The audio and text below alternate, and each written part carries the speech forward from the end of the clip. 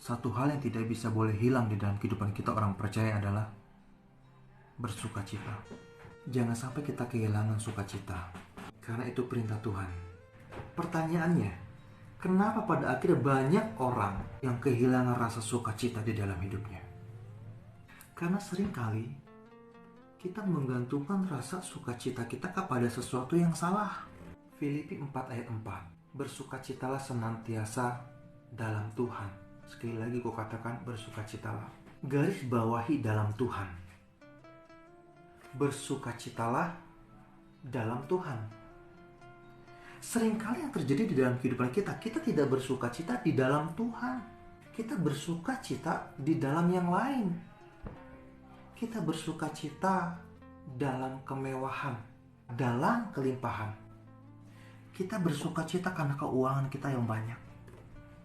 Kita bersukacita karena harta kita banyak, deposito kita banyak, karena usaha kita lancar. Itulah yang menyebabkan banyak orang Kristen yang rasa sukacitanya itu angin-anginan. Hari ini dia bisa senang, dia bisa bersukacita, dia bisa tersenyum lebar. Tapi besok ketika usahanya bangkrut, ketika rumah tangganya retak, ketika situasi dan kondisinya lagi tidak mengenakan, tidak lagi bisa bersukacita. Kenapa? Karena dia tidak bersukacita di dalam Tuhan. Dia bersukacita dalam kondisi, situasi yang enak. Hari ini kita mau belajar, kembali diingatkan, kalau kita boleh bersukacita, bersukacitalah dalam Tuhan, jangan di dalam yang lain. Jadi, kalau hari-hari ini sukacita kita ada di dalam kekayaan, sukacita kita ada di dalam kemewahan, ada di dalam kemakmuran, ada di dalam kelimpahan, besok ketika semua itu hilanglah sukacita kita. Gak heran banyak yang stres, ada yang gila, bahkan sampai ada yang membunuh diri. Karena seperti Alkitab katakan, di mana hartamu berada, di situ hatimu berada. Harta hilang sukacita. Kenapa kita bersukacita di dalam Tuhan? Supaya kita tidak menjadi sombong, tidak menjadi tinggi hati, tidak menjadi lupa diri saat kita ada di dalam masa keemasan kita, saat ada di kemakmuran, saat kita hidup di dalam kelimpahan. Kita tidak menjadi orang-orang yang lupa diri. Kenapa kita harus bersukacita di dalam Tuhan? Supaya kita tidak menjadi orang yang jahat di mata Tuhan. Supaya kita tidak menjadi orang-orang yang berbuat kesalahan, dosa di hadapan Tuhan oleh karena kesulitan, oleh karena tekanan hidup yang begitu berat yang kita alami. Kenapa kita bersukacita di dalam Tuhan? Karena bersukacita di dalam Tuhan adalah sukacita yang hakiki. Bukankah di dalam Tuhan ada keselamatan? Bukankah di dalam Tuhan ada pengampunan? Bukankah di dalam Tuhan ada doa yang didengar? Bukankah di dalam Tuhan ada mujizat? Itulah dasar sukacita kita yang hakiki. Di dalam Tuhan ada keselamatan. Di dalam Tuhan ada pengampunan. Ada doa yang didengar. Dan ada mujizat yang akan terjadi di dalam kehidupan kita.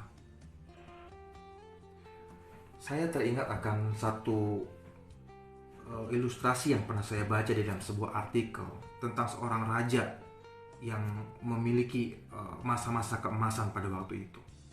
Tidak ada sesuatu yang dia tidak miliki. Nama baik, kedudukan, nama besar, harta, materi, dia semua punya. Tapi pada akhirnya dia menyadari bahwa jangan-jangan materi, kekayaan, kemakmuran, kelimpahan yang dia miliki akan membuat dia menjadi raja yang lalim, raja yang lupa diri.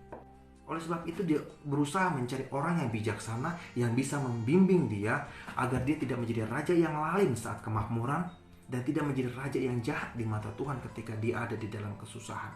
Akhirnya dia bertemu dengan seorang yang bijaksana.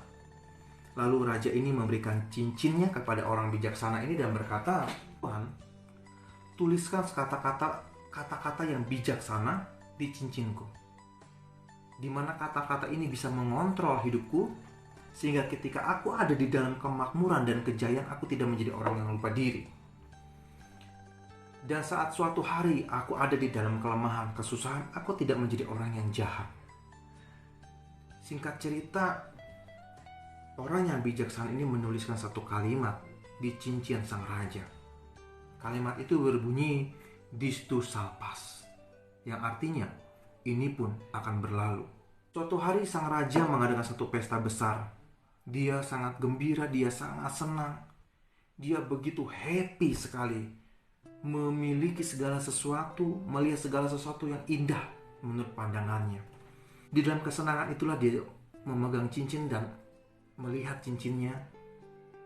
Dilihat ada tulisan, ini pun akan berlalu.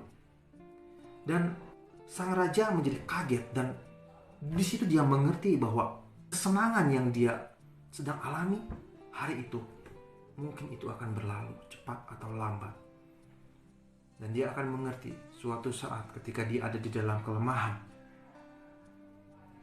itu pun akan berlalu. Tidak ada kesenangan yang abadi di dunia ini. Tidak ada kedukaan yang abadi di dunia ini. Semua itu akan berlalu. Kesenanganmu itu akan berlalu. Kesusahanmu itu akan berlalu. Tapi keselamatan yang dari Tuhan kekal selama-lamanya. Jadi hari ini mari kita belajar untuk bagaimana kita menggantungkan kehidupan kita, rasa syukur kita, sukacita kita hanya di dalam Tuhan. Salam kasih, salam damai buat kita semua.